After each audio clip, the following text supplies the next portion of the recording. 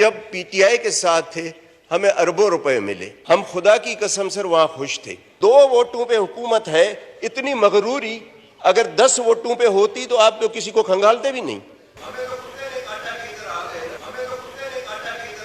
हम sir PTI के साथ थे इत्तेहादी, किसी वजह से किसी की मोहब्बत में किसी के प्यार में हम इस तरफ आ गए। जरदारी साहब से मेरी मुलाकात हुई, बिलावल साहब से। हमने कहा जी मुझे ना वजारत चाहिए ना ओहदा चाहिए, कुछ नहीं, मुझे इलाके के लिए डेवलपमेंट चाहिए।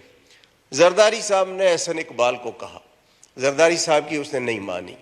शहबाज शरीफ साहब की मेहरबानी, उसने 3 बार एहसन इकबाल को कहा कि जी असलम भूतानी मेरे पास दोबारा शिकायत लेके ना आए।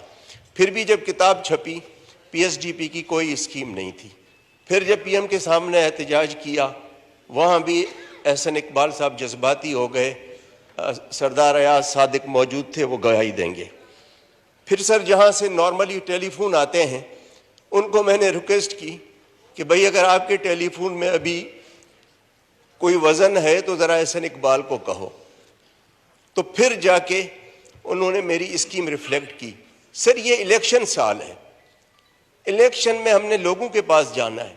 अब सर अगर 40 करोड़ की आप स्कीम देते हैं, 8 करोड़ उसकी एलोकेशन करते हैं, तो ये 5 साल में कंप्लीट होगी ना। पता नहीं 5 साल बाद मैं इलेक्ट होके आता हूँ, एहसन इकबाल आते हैं, किसकी गवर्नमेंट आती है, कौन है। तो इस साल हम फिर क्या करेंगे। अब सर 8 करोड़ वो भी किस्तों में मिलेंगे, 20%, 10%, 15% पूरे साल में। अब आप बताएं कि इलेक्शन में अनसर्टेनिटी होगी, कौन सा कॉन्ट्रैक्टर आके ये काम उठाएगा कि जी मैं 40 करोड़ का काम उठाऊं और ये मुझे किस्तों में 8 करोड़ मिलेंगे, वो भी आखिरी साल में ये किस्त काट देते हैं।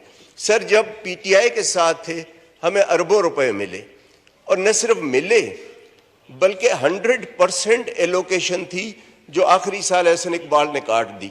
और फिर एहसान किया कि मैं आपको पैसे देता हूं। मैंने कहा जी ये तो वो देकर गए हैं ना, इसमें आपका कौन सा एहसान काट के दे रहे।